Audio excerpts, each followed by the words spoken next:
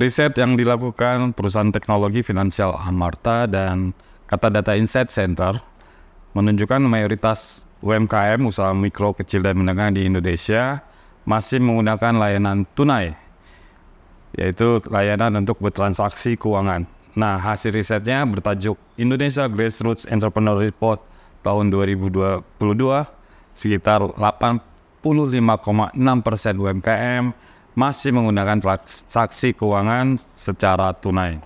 Nah, hal ini mengindikasikan bahwa masih banyak UMKM kita yang belum familiar dengan layanan keuangan secara digital.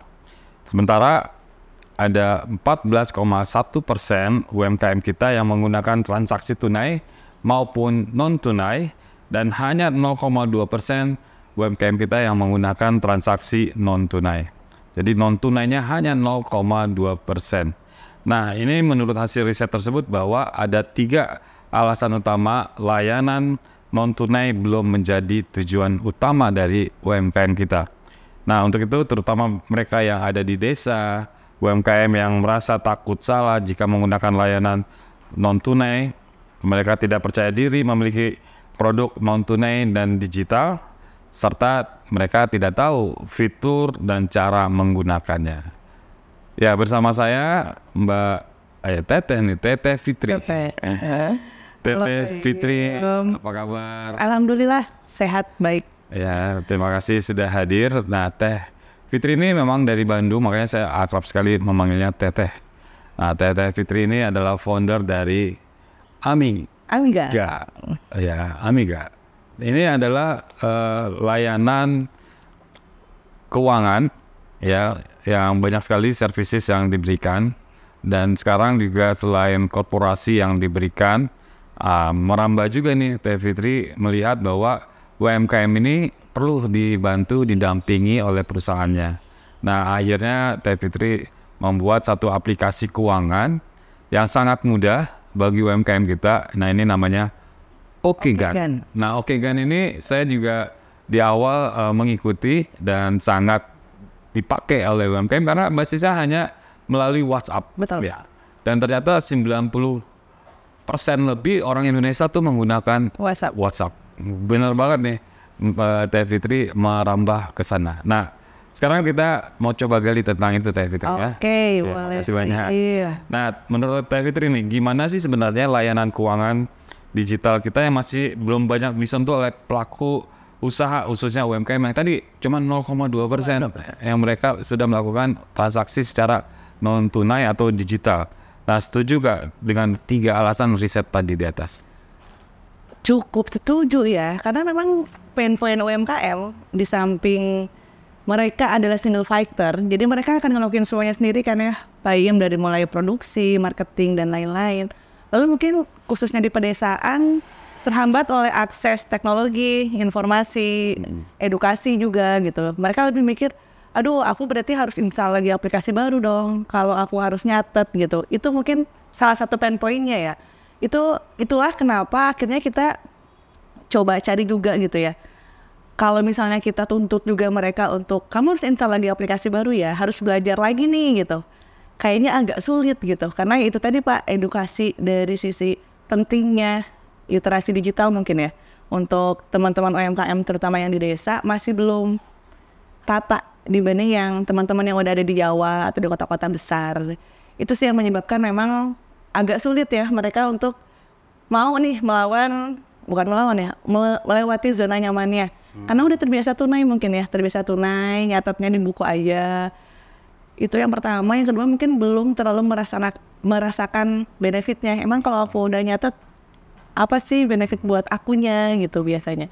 Kalau aku udah rapi keuangannya, apa sih benefit buat akunya. Itu mungkin juga yang jadi salah satu planning kita gitu ya Pak, untuk bisa kerjasama entah dengan BMT, dengan koperasi, lembaga simpan pinjam, supaya memang UMKM terutama yang di desa lebih semangat gitu untuk memang nyatet ya, khususnya di sisi keuangan mungkin, karena sehat atau enggaknya usaha salah satunya dilihat dari ini laporannya sehat atau enggak gitu ya.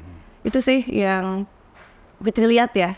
Dan memang betul juga dari beberapa pelatihan yang udah Fitri lakuin khususnya buat UMKM, rata-rata mereka memang masih manual, literally manual Pak semuanya. Iya. Digitalnya itu mungkin 0,2% ya tadi. Iya, tadi ini. Itu yang bertransaksi di e-commerce, dan itu pun dituntut kan memang mereka bertransaksi di e-commerce gitu.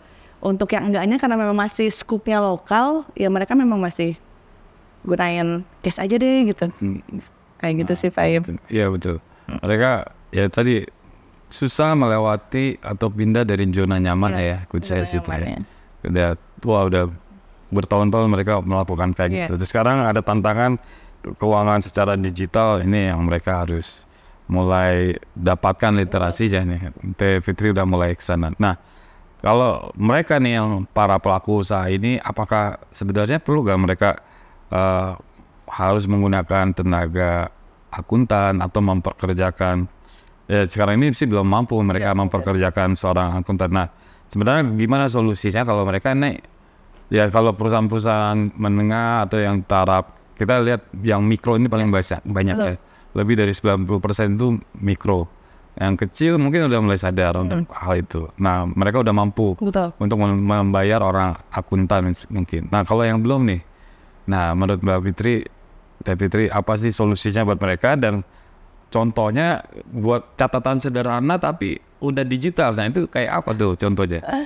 Nah, itu yang memang jadi salah satu juga Pak Im latar belakang kenapa Okegan itu hadir gitu. Jadi ya kalau perusahaan menengah ke atas mungkin udah punya uang ya Pak Im untuk dia ya udah aku mau hiring aja nih orang gitu, bayar UMR atau bayar 2 juta 3 juta. Tapi bicara UMKM akan jadi PR ya. Makanya Okegan hadir sebenarnya dengan tagline 1000 sehari gitu. Jadi teman-teman UMKM udah bisa punya admin robot. Oh, 1000 sehari. 1000 sehari. Jadi khusus teman-teman terutama dari yang masuk ke ekosistemnya OPLC ya Pak ya untuk 1000 sehari ini. Jadi teman-teman kalau mau nyatet atau bikin invoice kedepannya cukup untuk request aja mirip kayak punya admin Pak Im. Misalnya aku ada transaksi nih buat produksi, ya udah WhatsApp aja ke admin robot kita gitu. Nanti semuanya udah di belakangnya pun udah nggak ada orang lagi yang ngebantu sebenarnya dari sisi Okegan sendiri, udah pure aplikasi. Harapannya memang kita coba permudah nih WhatsApp, karena betul juga Pak Im 90% mungkin masyarakat Indonesia semuanya gunain WhatsApp ya, dan juga nggak terlalu membebani teman-teman UMKM yang memang perangkat HP-nya belum terlalu mumpuni gitu ya untuk install aplikasi. Udah deh pakai WhatsApp aja. Jadi input di situ udah bisa, outputnya udah dimulai laba rugi, itu udah ada buku besar, analisis kredit skor juga. Jadi sehat nggak sih sebenarnya keuangan yang selama ini dilakukan sama UMKM itu udah sampai ke sana gitu. Dan memang di tahun ini insya Allah kita akan coba rilis untuk ngebantu UMKM dalam pembuatan dokumen Pak, kayak invoice, mungkin surat-surat keterangan kalau mereka harus bikin surat keterangan untuk minta dana hibah. Semuanya tim di Okegan lagi coba mikir nih gimana ya untuk bisa memudahkan penginputannya. Karena kalau untuk UMKM di Indonesia mungkin uniknya kan mereka sebenarnya bukan seberapa canggih gitu teknologi gitu Pak, tapi mudah nggak ya aku buat pakainya gitu. Bisa nggak ya aku kayak chat aja deh minta tolong gitu, kayak minta tolong ke Mbak Fitri tolong buatin laporan dong. Nah nanti bisa, cuman yang jawabnya adalah Fitri versi robotnya itu gitu. Keren banget, ini nyambung ya. Sekarang ini kita lagi eranya artificial intelligence ya, semua serba robot yang jalankan. Ini ChatGPT lah, semua udah mulai ke sana. Dan ini ternyata udah dari tahun berapa sih? Oke kan? 2020 sebenarnya. Kita dari 2020 udah mulai gunain, dan ya nanti di tahun ini insya Allah launching memang udah mulai pakai teknologi yang terbaru ini nih. Jadi nanti adminnya akan lebih enak kalau diajak ngobrol gitu ya, akan lebih manusiawi. Tidak kayak orang langsung. Udah mirip kayak orang, itu masih dikerjain sama teman-teman kita di belakangnya. Mudah-mudahan di kuartal 3 ini insya Allah bisa segera launching, mungkin nanti bareng juga sama teman-teman dari OKLC. Baik. Jadi nggak perlu lagi bayar orang akuntan ya buat mereka yang usaha-usaha mikro, yang usaha kecil. Ini cukup pakai Okegan dari Amiga. Betul. Nah, kalau mereka nih buat bagaimana membuat mereka ini para pelaku usaha bergerak ya, tergerak melakukan penjualan hingga pencatatan keuangannya secara digital. Memang tadi sih udah lengkap banget sebenarnya kalau Oke kan ini bisa di sosialisasiin kepada mereka karena udah lengkap ya. Nah gimana tuh caranya mereka akhirnya mau tergerak merubah zona nyamannya ke digital ini? Ke digital. Ya pertama gitu ya, pain point-nya mereka sebenarnya lebih ke sisi edukasi sih Pak. Edukasi dan mungkin demonstrasi praktis ya. Kita mengedukasi, tapi di sisi lain ya udah prakteknya kayak gimana sih ini kita cara gunainnya.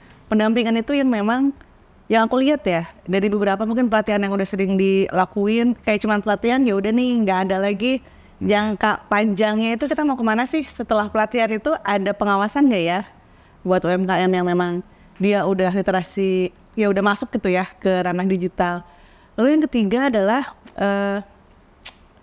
perbantuan dari entah itu yang tadi BMT, koperasi atau pemerintah terkait benefit apa sih yang bisa pemerintah kasih buat UMKM kalau mereka udah mulai pakai si digital ini gitu Pak. Berarti harus ada andil pemerintah. Iya, harus ada andil pemerintah karena uniknya di kita ya akan selalu itu wajar kali apa ya kayak ya udah aku pakai terus manfaat buat aku apa?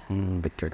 Di satu sisi menurut aku ya manfaat buat pemerintah saat UMKM ini sudah menginput laporannya berarti dari sisi validasi pemerintah untuk mengklaim berapa total pendapatan suatu daerah gitu Pak ya, itu kan lebih valid kan karena UMKM pun sudah mencatat dengan lebih rajin gitu, datanya udah lebih bisa dibilang betul lah tidak mengawang-awang ya kira-kira Teh Fitri saya untung segini kira-kira. Itu peran serta pemerintah juga penting sih Pak. Jadi beberapa UMKM yang memang terutama dari daerah ya Pak, mereka akan nanya ini ada perbantuan apa nih kalau kita pakai, entah itu misalnya kita bantu menjual atau nge-marketingin barangnya dia, setelah ngebantu nge-marketingin mungkin kita bantu sisi permodalannya gitu kerjasama dengan BMT mungkin kalau nggak koperasi di daerah ya Pak ya. Tapi kalau pemerintah sendiri terakhir itu Okegan sendiri dan Amiga kerjasama dengan Kemenperin Pak. Kita ngebina beberapa IKM yang binaan Dirjen IKMA dan mereka gunain karena memang ada benefit dari pemerintahnya. Oh kamu nanti dapat proyek implementasi ya dana hibah dari Kemenperin kalau kamu ikut semua program dari pemerintah. Ada juga yang seperti itu. Atau dengan OKOC juga sebelumnya sama kita bikin beberapa pelatihan dan memang karena pelatihannya terus berjenjang. Jadi orangnya yang aktif ada Pak, sampai sekarang pun tim anggota dari OKOC beberapa UMKM masih kontak Fitri nih kayak Teh, ini gimana Teh aku kalau sisi pajak boleh nggak konsultasinya bisa terus jalan dan itu memang Fitri lakukan secara pro bono sih Pak untuk ya khusus untuk yang kemarin ikut training biasanya kalau mau ngobrol-ngobrol ya udah hayu karena itu yang mereka butuhkan gitu teman-teman karena untuk ngebayar konsultan mereka nggak akan mungkin mampu Pak tapi di satu sisi aku pengen scale up nih, UMKM aku pengen lebih gede nih, gimana dong, bantuin dong ya. Caranya ya kita lah yang memang lebih sudah masuk ranah digital duluan gitu ya untuk ayo ngajakin orang lebih ikutlah sama kita karena dampak positifnya mungkin itu ya Pak. Di samping datanya ada, ya untuk planning ke depannya juga UMKM lebih clear kali mau kemana sih apa tuh gitu ya ada. Oh untung segini dan lain-lain. Oh lembaga yang mau ngebiayain juga. Oh ini laporannya sehat ya. Oke ya udah kita berikan. Jadi itu sih tadi ada 3 hal yang paling penting kalau memang mau nge-push gitu ya atau mau ngajak teman-teman UMKM untuk yuk pakai aplikasi digital, yuk mulai nyatet yuk dan lain-lain ya. 3 hal itu sih Pak Im.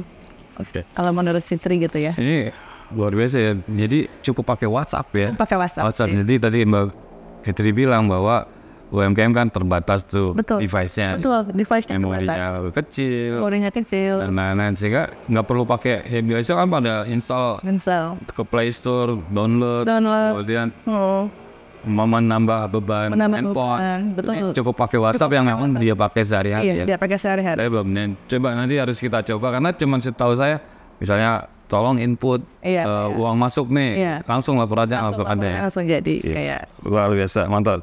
Nah sekarang ya mudah-mudahan akan lebih banyak lagi teman-teman OKOC yang mendaftar ya. Dan cuma 1.000 perak per hari. 1.000 per hari. Bayangin. Nah Teh Fitri, nih pakai aplikasi seperti macam itu dengan WhatsApp. Kalau Mbak Fitri kasih kita tips dan triknya gimana menentukan harga pokok penjualan dalam satu produk, dengan Okegan ini. Okegan ini. Nah, kalau kita mau ngitung HPP, yang pertama sih yang harus dilihat itu adalah pemisahan biaya sih Pak, yang kadang-kadang lupa gitu ya. Jadi biaya mana yang memang dia benar-benar direct ke produk atau biaya variabel, lalu biaya mana yang dia akan jadi fix teman-teman. Kayak biaya listrik atau biaya internetnya teman-teman, itu kan fix tuh, dipisah dulu tuh total biayanya berapa.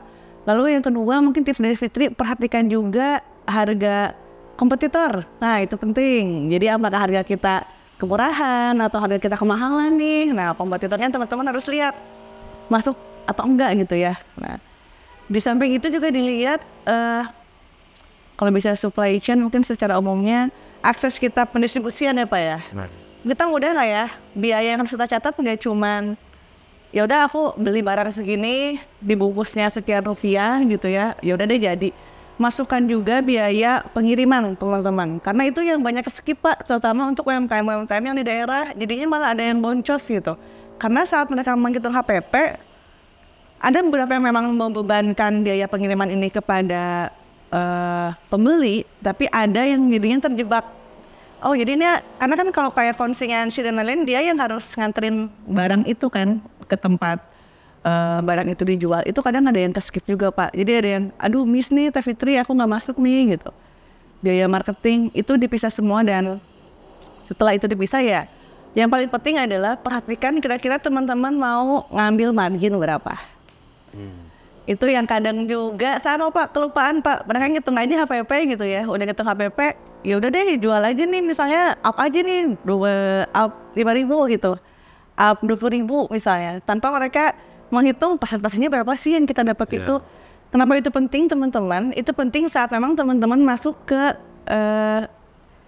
season promo gitu, kayak sekarang bulan atau nanti Juli ya, 7 gitu, 7 Juli, 8 itu promo-promo itu memang kalau kita udah bisa nentuin marginnya berapa, akan lebih enak Pak, motongnya berapa dan lain-lain. Itu sih secara umumnya ya, kalau mau ngitung HPP, pisah-pisahin dulu nih biayanya teman-teman, dan di Okegan udah bisa teman-teman untuk misahin mana biaya HPP, mana biaya operasional buat teman-teman.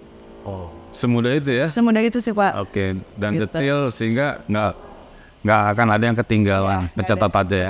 Sehingga dia tahu benar-benar berapa HPP-nya, kemudian profitnya, marginnya tadi ya. Kita mau up berapa sih dari margin, karena kita lagi develop juga fitur untuk planning ke depan gitu. Jadi kalau UMKM misalnya, aku pengen punya untung misalnya 50%, harus berapa sih aku jual itu dari HPP, yaitu mudah-mudahan bisa segera dirilis di tahun ini teman-teman, untuk membantu UMKM juga dalam perhitungan HPP produk mereka sih. Iya.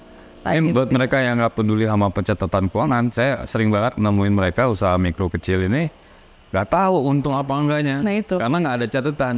Jadi dia ya penting jualan, tapi hasilnya nggak pernah ngerasain katanya. Nah ini karena nggak mencatat HPP-nya ya. Biasanya cuma kira-kira aja. Ya, kira-kira.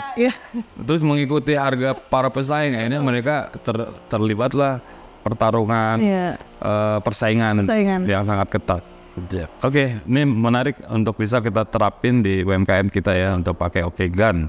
Nah terakhir Teh Fitri mungkin bisa kasih lagi solusi buat UMKM kita biar mereka mau benar-benar mencatat keuangannya secara digital, karena memang kalau buat mereka yang udah jualannya di marketplace yang secara digital mungkin udah otomatis tercatat ya, keuangannya rapi. Dan karena di OKOC itu kan ada 7 top. 7 top itu kan Teh Fitri ngikuti juga, pertama tahapannya pendaftaran, kedua ikut pelatihan, ketiga ikut pendampingan, keempat kita bantu perizinannya, kelima pemasarannya, keenam ini nih pencatatan keuangannya. Nah, tujuan dari pencatatan keuangan kan akan terlihat, oh mereka udah lakukan pemasaran, produknya yang pasaran ada. Oh ternyata mereka sudah punya perizinan dan lain-lain yang mereka ikutin, dan laporan keuangannya jadi jelas, ada laporan keuangan. Nah ujungnya kan di nomor 7 di tahapan terakhir itu adalah akses permodalan, karena ujung-ujungnya pasti minta laporan keuangan. Nah sekarang masih kita tahu pemerintah sebelum COVID itu hanya 8 juta yang sudah go digital. 2 juta. Gara-gara COVID nih. Jadi 10 lebih ya? Iya, 3 kali lipat. 3 kali lipat ya, 2 Ya, juta. jadi sampai terakhir ini 24 24 jutaan juta. yang sudah. Nah, tapi kan nggak mesti harus nunggu COVID atau bencana kayak gitu didorong. Untuk bisa. Dan sementara sampai 2024 tahun depan nih sebentar lagi harus 30 juta. 30 juta. Itu target dari pemerintah. Nah, gimana nih solusinya buat mereka didorong supaya ayo masuk ke digital dan catatan keuangannya ada di sana. Oke. Mungkin ini sedikit buat teman-teman UMKM ya. Kalau memang bisnis kita nggak cuman hanya sekedar bisnis, ya hanya buat kita. Kalau kita pengen bisnis kita gede, kita pengen bisnis kita bisa ngasih benefit buat keturunan kita atau lingkungan kita, maka ya kita harus mampu untuk men-scale up bisnis kita jadi lebih gede kan Pak. Salah satu cara untuk kita bisa nge-boost untuk bisa scale up adalah betul tadi permodalan. Dan untuk permodalan teman-teman, salah satu laporan atau dokumen yang penting dan itu udah pasti akan diminta. Entah itu permodalannya berupa dana hibah atau pinjaman dengan bunga rendah atau sistem bagi hasil, pasti akan diminta laporan keuangan. Dan itu harus teman-teman siapin. Dan kalau teman-teman nyiapinnya kayak laporan sistem SKS siapa ya, sistem kebut semalam gitu, yang penting aku jadi aja fit. Ya udah pasti hasilnya pun nggak akan maksimal dan pemodal ya akan milih yang rapi mana sih sebenarnya datanya ada sih mana. Itu yang poin pertama kalau memang mau scale up ya. Yang kedua adalah mungkin lebih ke sisi efisiensi apa ya. Pernah nggak misalnya teman-teman UMKM kayak ngejual kok yang ini lebih laku ya, yang ini kok kurang laku ya, alasannya apa? Kalau teman-teman gak nyimpen datanya ya akan selalu sama gitu, masalahnya akan sama bahwa produksi banyak, ternyata yang laku cuma barang ini aja, itu baru ketahuan di akhir. Kalau teman-teman udah nyatet laporan keuangannya, ya teman-teman akan tahu kira-kira jenis produk mana aja nih yang akan menguntungkan buat kita gitu. Itu fungsinya dari mencatat. Dan yang terakhir teman-teman, kenapa kita harus nyatet? Karena kita harus, itu salah satu bagian kita untuk mengapresiasi investor pertama bisnis kita.